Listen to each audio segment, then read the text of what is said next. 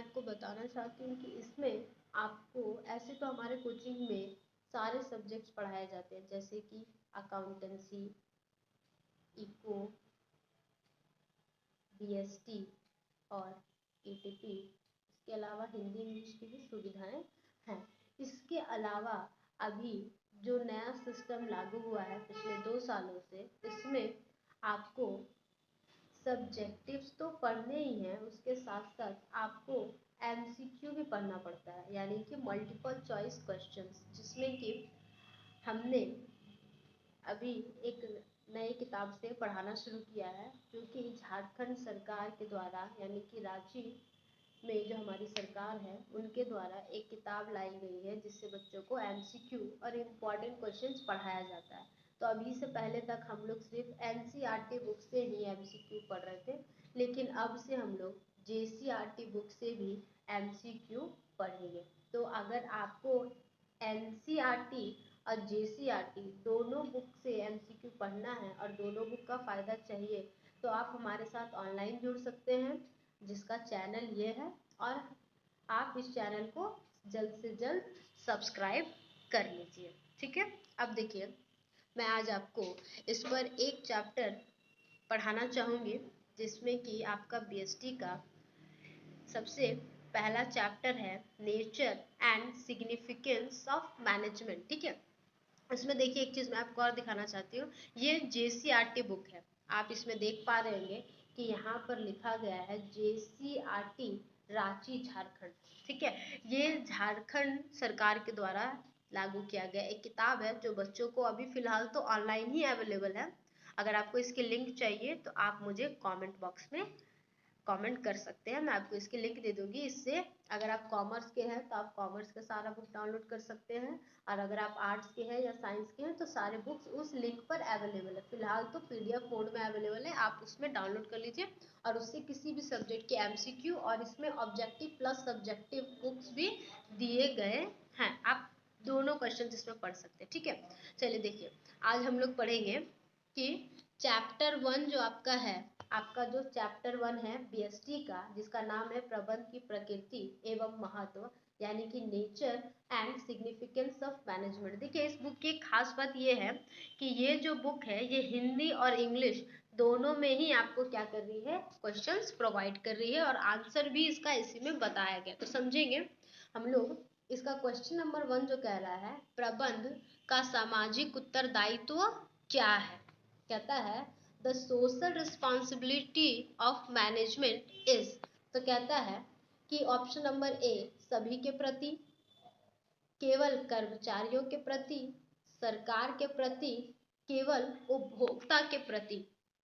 तो देखिए, समझेंगे यहाँ पे प्रबंध का सामाजिक उत्तरदायित्व जो है ये सभी के प्रति होता है, चाहे वो इसके कर्मचारी हो, चाहे वो इसके उपभोक्ता हो या सरकार हो। इसका जो उत्तरदायित्व है, प्रबंध का जो सामाजिक उत्तरदायित्व है, ये सभी के प्रति होता है। ठीक है, तो इसका आंसर होगा ए। अब हम लोग देखेंगे क्वेश्चन नंबर 2।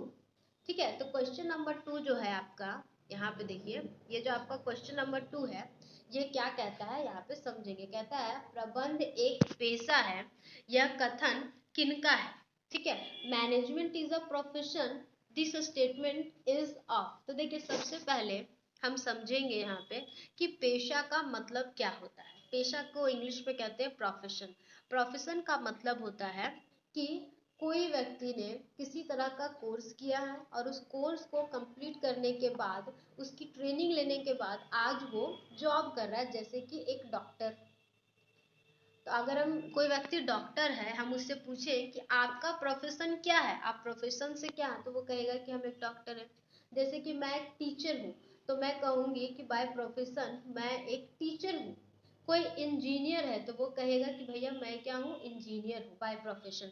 तो उसी तरीके से यहाँ पे कहा गया है कि प्रबंध जो है वो एक पेशा है, management is a profession, this statement is of. इस स्टेटमेंट को किस व्यक्ति ने दिया है, तो ऑप्शन नंबर ए कहता है जॉर्ज आर टेरी ने, ऑप्शन नंबर बी कहता है अमेरिकन प्रबंध एसोसिएशन ने, सी कहता है हेनरी फ्योन ने, या फिर डी कहता है इनमें से कोई नहीं। तो ये स्टेटमेंट जो दिया गया है, इस स्टेटमेंट को दिया है अमेरिकन मैनेजमेंट एसोसिएशन ने। ठीक है, ये तो याद रखने की चीज है कि स्टेटमेंट जो पास होते हैं इसको आप रट नहीं सकते, ये याद रखने की चीज है। ठीक है, तो अब देखिए हम अगला क्वेश्चन समझेंगे, क्वेश्चन नंबर 3। तो क्वेश्चन नंबर 3 में आपका कहता है क्या कि प्रबंध के कितने स्तर हैं, how many levels of management. यहाँ पे कहता है 4, 3, 2 या 1। ठीक है, तो पहले हम समझेंगे मैनेजमेंट के 3 लेवल होते हैं। ठीक है, इसको हम एक पैरामीटर बना के समझेंगे कि मैनेजमेंट जो है इसका 3 लेवल होता है। ये जो लेवल है हम लोग इसको कहते हैं टॉप। ठीक है, इसके बाद एक और लेवल आता है जिसको कहते हैं मिडिल लेवल। एक और लेवल आता है जिसको हम लोग कहते हैं क्या, लोअर लेवल। ठीक है, तो इससे क्लियर हो जाता है कि मैनेजमेंट के टोटल कितने लेवल हैं। तो मैनेजमेंट के 1, 2, 3 लेवल बताए गए हैं। ठीक है, तो इसका मतलब इसका सही आंसर क्या होगा, तो इसका सही आंसर होगा बी, 3। प्रबंध के 3 स्तर हैं, टॉप लेवल, मिडिल लेवल और लोअर लेवल। ठीक है, अगला आपका क्वेश्चन जो है, क्वेश्चन नंबर 4 जो है वो क्या कहता है समझेंगे यहाँ पे। ठीक है, तो क्वेश्चन नंबर 4 में कहा जा रहा है कि प्रबंध का सार है, the essence of management is. कहता है सार का मतलब समझेंगे सबसे पहले कि क्या होता है। सार का मतलब होता है कि जिसके ऊपर प्रबंध कार्य कर रहा है। ठीक है, अगर आप किसी व्यक्ति से मिले, उसका व्यवहार बहुत खराब है तो आप उससे बात कभी नहीं करना चाहेंगे। उसी प्रकार अगर कोई व्यक्ति बहुत अच्छे व्यवहार का है तो हम कह सकते हैं कि हमको उस व्यक्ति से बार बार बात करने का मन करता है या उनसे रिश्ता रखने का मन करता है, क्योंकि उनका बात करने का जो व्यवहार है वो बहुत अच्छा है। ठीक है, तो इसका मतलब आप उसके साथ क्या कर रहे हैं, कोऑर्डिनेट कर पा रहे हैं ना।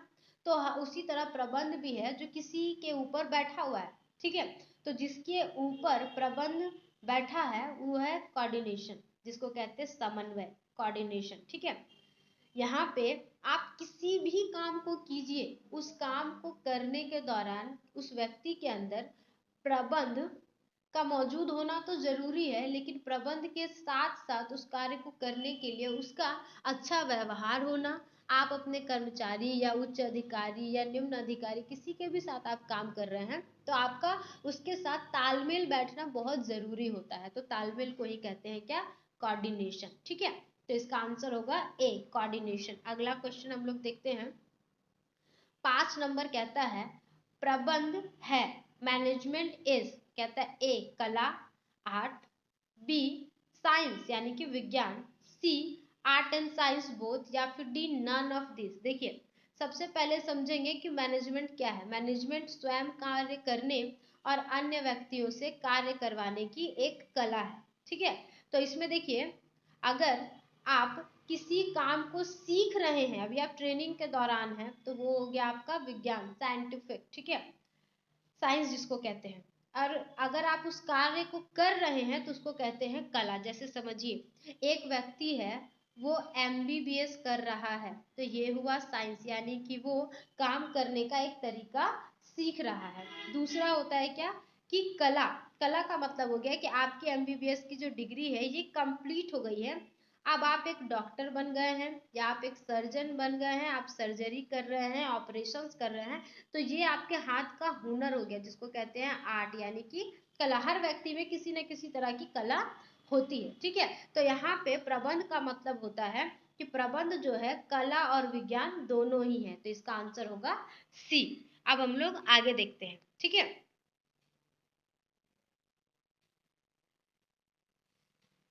आपका अगला 5 नंबर क्वेश्चन तक हम बता दिए हैं आपको। अब हम आगे देखते हैं 6 नंबर क्वेश्चन। ठीक है, तो अब देखिए यहाँ पे क्वेश्चन नंबर 6 क्या कहता है कि समन्वय है, कोऑर्डिनेशन इज। सबसे पहले समझिए कि कोऑर्डिनेशन क्या होता है। कोऑर्डिनेशन को हम लोग बोलचाल की भाषा में कहते हैं तालमेल बिठाना। अगर एक कर्मचारी है तो उसका तालमेल उसके काम के साथ होना चाहिए, उसके उच्च अधिकारियों के साथ होना चाहिए।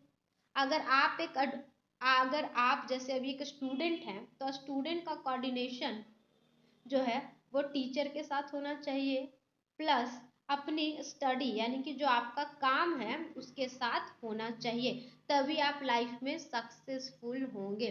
तो तालमेल का होना हर जगह पे बहुत ही क्या है, आवश्यक है, जरूरी है। जब तक तालमेल नहीं होगा आप किसी भी काम को अच्छे तरीके से नहीं कर पाएंगे, आपको कार्य करने में मन ही नहीं लगेगा। ठीक है, तो यहाँ पे कहता है कोऑर्डिनेशन जो है, कोऑर्डिनेशन का होना आवश्यक है किसी भी कार्य को करने के लिए। अगर आप एक घर चला रहे हैं, आप एक बिजनेस चला रहे हैं, अगर आप एक स्कूल चला रहे हैं, आप एक कॉलेज चला रहे हैं, कुछ भी कहीं भी आप काम कर रहे हैं, आप एक हाउस वाइफ ही क्यों ना हो, आपको कोऑर्डिनेशन का जरूरत पड़ेगा ही पड़ेगा। कोऑर्डिनेशन दो चीजों के साथ होती है, एक तो काम के साथ और दूसरा किसी अन्य व्यक्ति के साथ। तो इसका सही आंसर होगा क्या, इसका सही आंसर होगा बी, नेसेसरी, आवश्यक। अब देखिए क्वेश्चन नंबर 7 यहाँ पे क्या कहता है। देखिए इसमें सबसे खास बात यह है कि इसमें हिंदी और इंग्लिश दोनों ही बताया गया है, तो ये सबसे अच्छी चीज है आपके लिए। देखिए समझेंगे, कहता है प्रबंध कला है। ठीक है, प्रबंध एक कला है। जब तक आप मैनेजमेंट का काम सीख रहे हैं तब तक वो आपके लिए साइंस है, आर्ट, अरे साइंस, विज्ञान। और जब आप उस काम को सीख चुके हैं और अब आप कर रहे हैं उस कार्य को, तो अब वो आपके हाथ का हुनर हो गया। हुनर को ही हम कहते हैं कला। ठीक है, तो कहता है प्रबंध एक कला है, स्वयं कार्य करने की, दूसरे से काम लेने की, स्वयं काम करने एवं दूसरे से काम लेने दोनों की, या फिर डी इनमें से कोई नहीं। तो देखिए मैनेजमेंट जो है ये एक आर्ट है, लेकिन ये एक किस टाइप का आर्ट है, तो ये स्वयं कार्य करने एवं दूसरों से काम लेने दोनों की, दोनों ही तरीके से है। ठीक है, तो यहाँ पे आपका आंसर बी बताया गया, लेकिन इसका आंसर आपका सी होना चाहिए। ठीक है, तो यहाँ पे मैनेजर जो है वो खुद भी कार्य करता है और अन्य व्यक्तियों से भी कार्य करवाता है, तो इसका आंसर होगा आपका सी। अब देखिए अगला कहता है क्वेश्चन नंबर 8। क्वेश्चन नंबर 8 क्या कहता है कि प्रबंध उत्तरदायित्व का हस्तांतरण है क्योंकि इसमें सम्मिलित है। अब क्या सम्मिलित है भैया, तो कहता है management is a delicate responsibility as it involves. तो कहता है कि इसमें क्या क्या चीजें इन्वॉल्व हैं और आप किसके लिए उत्तरदायी हैं, या उत्तरदायित्व का हस्तांतरण मैनेजमेंट में किसके द्वारा किया जा रहा है। तो कहता है ए मुद्रा, बी मशीन, सी मनुष्य, या फिर डी सामग्री। ठीक है, तो देखिए यहाँ पे सबसे पहले हम क्वेश्चन समझेंगे। देखिए तो यहाँ पे प्रबंध के 4 साधन हैं।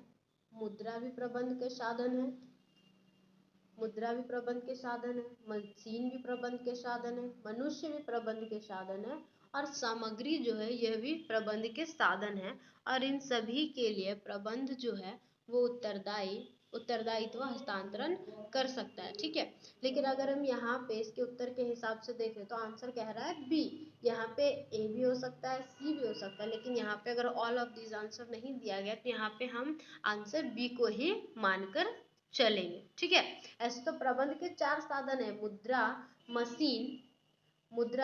मशीन, मनुष्य और सामग्री। इन ये चारों जब मिलते हैं तभी प्रबंध का कोई भी कार्य जो है वो क्या होता है, सफल माना जाता है। इन चारों के मिलने से ही, अगर इन चारों में से कोई भी एक साधन जो है अगर नहीं उपलब्ध होगा तो प्रबंध का कोई भी कार्य नहीं हो पाएगा और उसका उत्तरदायित्व तो भी हस्तांतरित नहीं हो पाएगा। ठीक है, अब देखिए हम लोग अगला क्वेश्चन देखते हैं, क्वेश्चन नंबर 9। क्वेश्चन नंबर 9 में क्या कहता है कि प्रबंध की प्रकृति है, the nature of management is जन्मजात प्रतिभा के रूप में, as an inborn ability, B अर्जित प्रतिभा के रूप में, as an acquired ability, C कहता है जन्मजात प्रतिभा और अर्जित प्रतिभा दोनों के रूप में, या फिर डी नन ऑफ दिस, यानी कि as inborn ability and as acquired ability both, या फिर नन ऑफ दिस। तो समझिए सबसे पहले समझेंगे कि प्रबंध जो है जन्मजात प्रतिभा के रूप में होती है। ठीक है, क्योंकि कुछ व्यक्ति आप अपने आसपास भी देखते होंगे कि ऐसे होते हैं जिनमें मैनेजमेंट करने का जो कला होता है ना, ये जन्म से ही उनके अंदर विद्यमान होता है। ठीक है, अब दूसरा कहता है अर्जित प्रतिभा के रूप में। अर्जित प्रतिभा का भी होता है, यानी कि एक्वायर्ड एबिलिटी भी होती है कुछ लोगों में, जैसे कि किसी को बिजनेस करना नहीं आता है तो वो बिजनेस सीखते हैं, एमबीए कर लेते हैं। किसी को डॉक्टरी का काम करने नहीं आता, कुछ लोग जन्म से डॉक्टर नहीं होते हैं, तो वो काम को सीखने के लिए एमबीबीएस की पढ़ाई करते हैं। कुछ लोगों को इंजीनियर का काम नहीं आता तो वो इंजीनियरिंग की पढ़ाई करते हैं।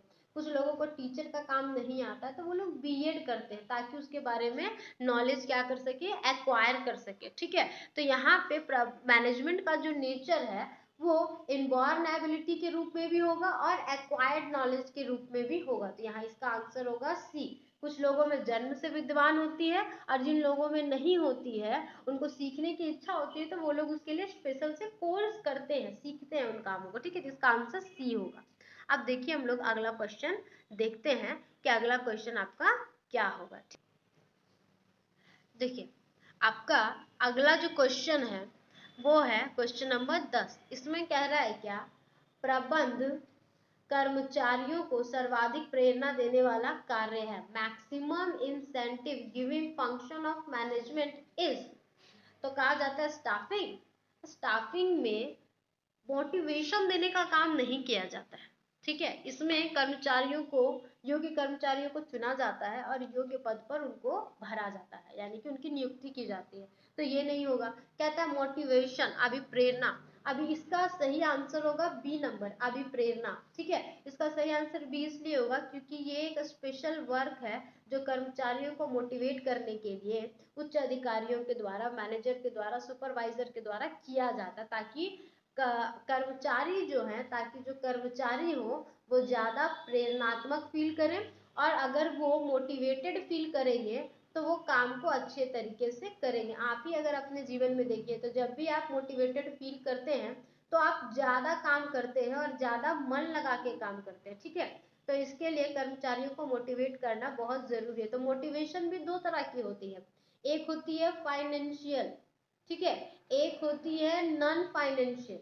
एक होती है फाइनेंशियल और एक होती है क्या, नॉन फाइनेंशियल। फाइनेंशियल में क्या होता है, कर्मचारियों को तरह तरह के बोनस, कमीशन, ये सारी चीजें देकर उनको क्या किया जाता है, मोटिवेट किया जाता है। और नॉन फाइनेंशियल में क्या होता है, केवल बातों से ही उनको बोलकर मोटिवेट किया जाता है। ठीक है, मोटिवेशन भी मतलब नॉन फाइनेंशियल मोटिवेशन भी दो तरह की होती है, एक होती है पॉजिटिव, एक होती है नेगेटिव। हम क्या करते हैं, पॉजिटिव यानी कि उसको बहुत अच्छी अच्छी बातें बोलकर कर्मचारी को मोटिवेट करते हैं।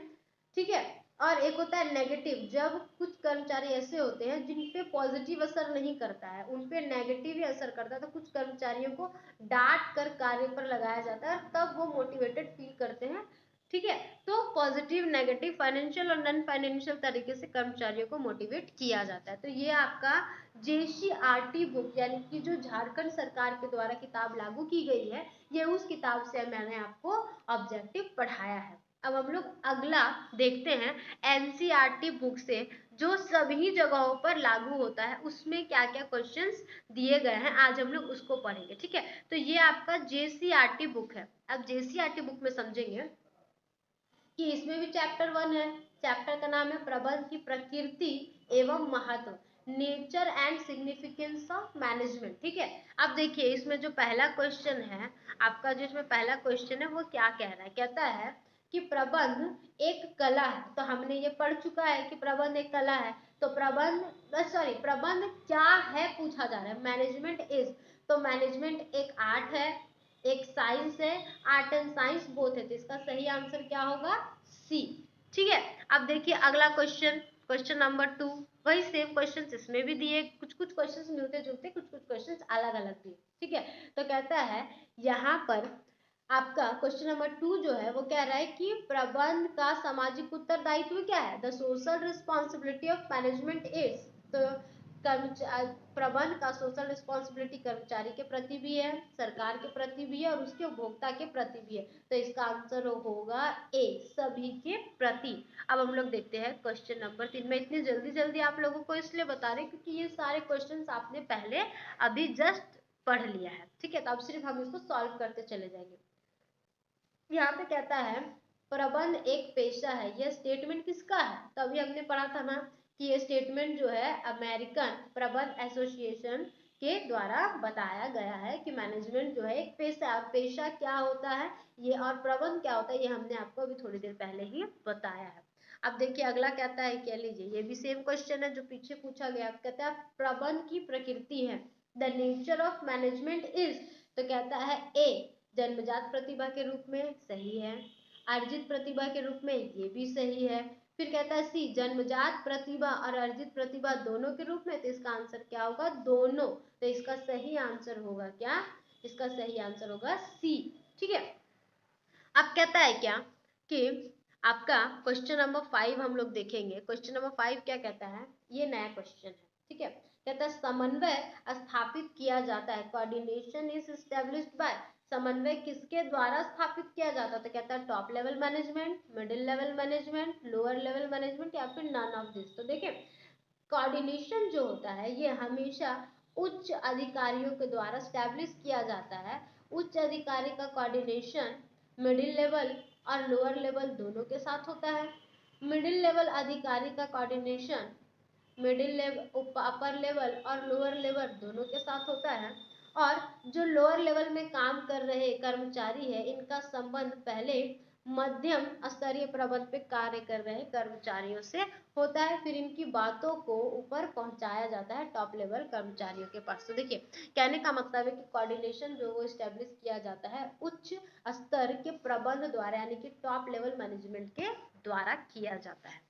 ठीक है, अब देखिए हम लोग अगला देखते हैं कि पर्यवेक्षक किसके बीच कड़ी का कार्य करती है, supervisor is the link between.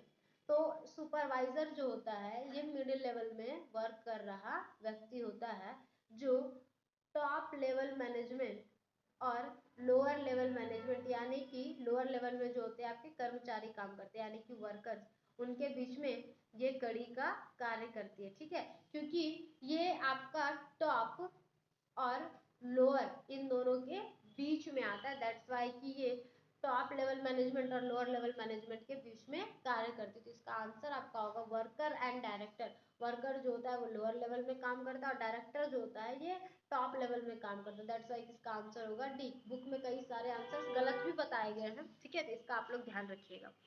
अब देखिए आगे कहता है क्वेश्चन नंबर 7। क्वेश्चन नंबर 7 में कहा गया है प्रबंधकीय नियंत्रण किया जाता है, मैनेजमेंट कंट्रोल इज डन। तो कहता है मैनेजमेंट कंट्रोल किसके द्वारा किया जाता है, तो कहता है ए लोअर लेवल मैनेजर्स के द्वारा। नहीं, ये गलत है। लोअर लेवल मैनेजमेंट में जो कर्मचारी काम कर रहे हैं वो केवल काम से मतलब रखते हैं, मैनेजमेंट में उनका कोई हस्तक्षेप नहीं होता। फिर कहता है B by middle level management. नहीं, इसके द्वारा भी नहीं, ये केवल ऊपर से जो आदेश आ रहे होते हैं उन आदेशों का पालन करते हैं। फिर कहता है उच्च स्तरीय प्रबंधकों के द्वारा, बाय टॉप लेवल मैनेजर्स के द्वारा। तो इसका आंसर क्या होगा, सी होगा, सभी स्तरीय प्रबंधकों के द्वारा। नहीं, मैनेजमेंट में सभी स्तर को भाग लेने का अधिकार नहीं होता है। मैनेजमेंट में वही लोग भाग ले सकते हैं जो कंपनी के मालिक है, यानी कि शेयर होल्डर है, वही लोग भाग ले सकते हैं, अदरवाइज कोई नहीं ले सकता है।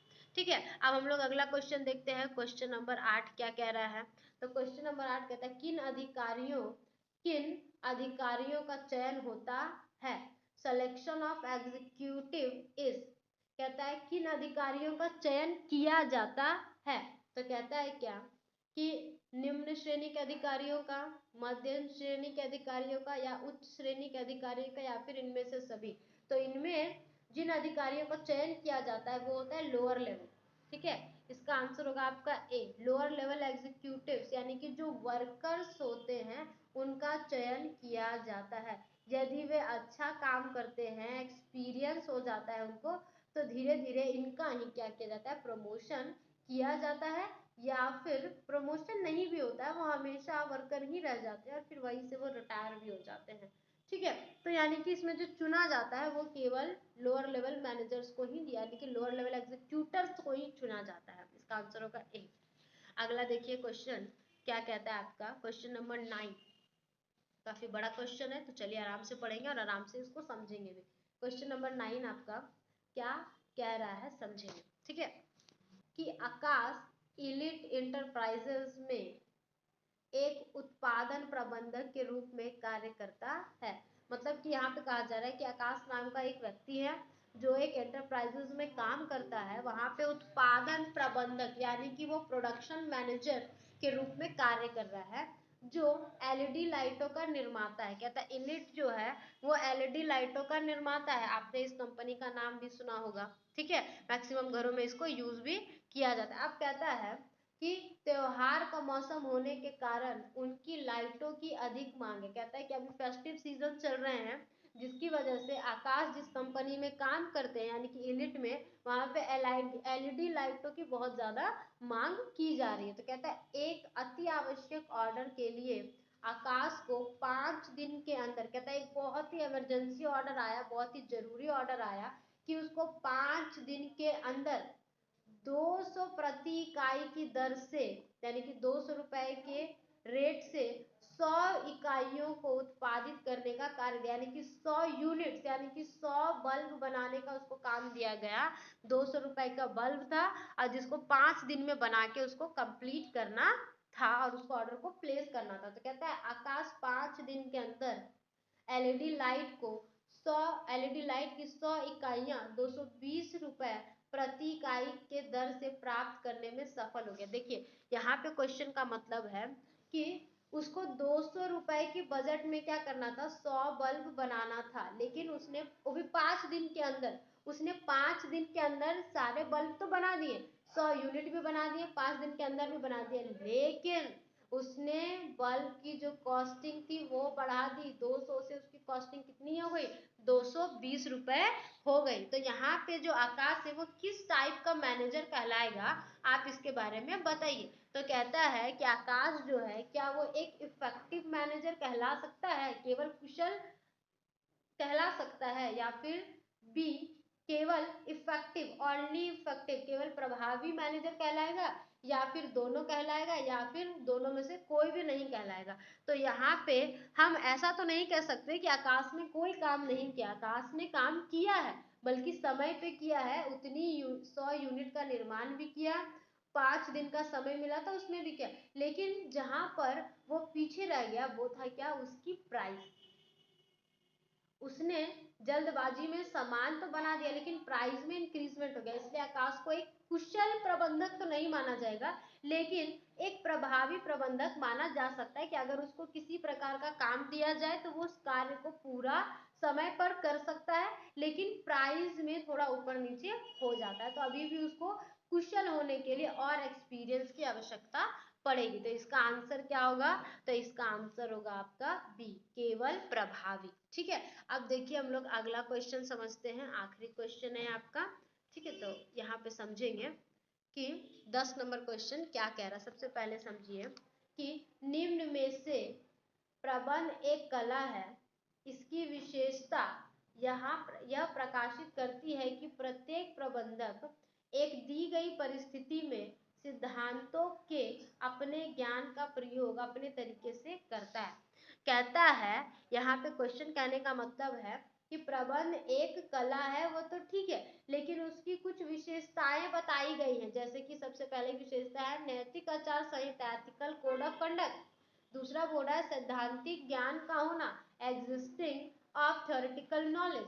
तीसरा कह रहा है व्यक्तिगत योग्यता अनुसार उपयोग, पर्सनलाइज्ड एप्लीकेशन। और डी नंबर कहता है सार्वभौमिक वैधता, यानी कि यूनिवर्सल वैलिडिटी। अब कहने का मतलब है यहाँ पे कि प्रबंध एक कला है जिसकी विशेषताएं बताई गई, हमने चारों विशेषता आपको बता दी, लेकिन इसमें एक परिस्थिति का निर्माण होता है और उस परिस्थिति के अनुसार कुछ सिद्धांत बताए गए हैं। कर्मचारी जो है उन सिद्धांतों पर ही कार्य करते हैं और ज्ञान का प्रयोग करके काम को फिनिश करते हैं। तो ये ऐसा कौन सा ज्ञान की बात की जा रही है और ऐसी कौन सी सिद्धांत बनाई गई है जिन पे कर्मचारी जो है वो कार्य कर रहे हैं। ठीक है, तो कहता है ऐसा कौन सा सिद्धांत है भैया, तो आइए हम लोग जानते हैं। तो कहता है ए एथिकल कोड ऑफ कंडक्ट। तो एथिकल कोड ऑफ कंडक्ट ये एक रूल बुक की तरह होता है, ठीक है, जिसमें प्रत्येक कर्मचारी, अधिकारी, निम्न हो उच्च हो कोई भी हो, उसके बारे में क्या होते हैं,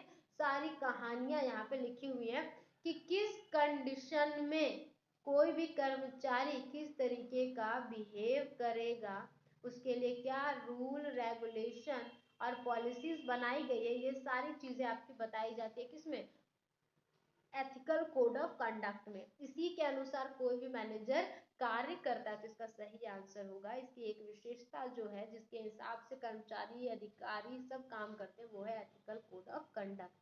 ठीक है, तो ये आपका टोटल क्वेश्चन था जो हमने आपको सारा बता दिया। तो देखिए कहने का मतलब ये है कि हमने आपको सब कुछ तो बता दिया। अब अगर आपको मेरा पढ़ाने का तरीका अच्छा लगा है और आपको ये चीज़ें अच्छी लग रही है कि मैंने जिस तरीके से बताई है आपको समझ में आया, तो आप उसके बेसिस पर ही मेरे चैनल को सब्सक्राइब कीजिए। अगर आपको नहीं समझ में आ रहा है तो आप सब्सक्राइब मत कीजिए, कोई जोर जबरदस्ती नहीं है। अगर आपको समझ में आ रहा है तब सब्सक्राइब कीजिए और अपने कुछ फ्रेंड्स को इसको फॉरवर्ड भी कीजिए ताकि उनको भी हेल्पफुल हो, क्योंकि इसमें किसी तरह का नुकसान नहीं है, इसमें आपको उल्टा बेनिफिट ही है कि आप दो दो बुक से एमसीक्यू पढ़ रहे हैं, एक तो जेसीईआरटी से भी पढ़ रहे हैं और एक एनसीईआरटी से भी पढ़ रहे हैं। अभी बहुत आप मेरे साथ जुड़े रहेंगे तो मैं आपको आगे कुछ बहुत सारे इम्पोर्टेंट क्वेश्चन भी बताऊंगी। मैं आपको ये भी बताऊंगी कि आपको एग्जाम में कॉपीज कैसे लिखनी है।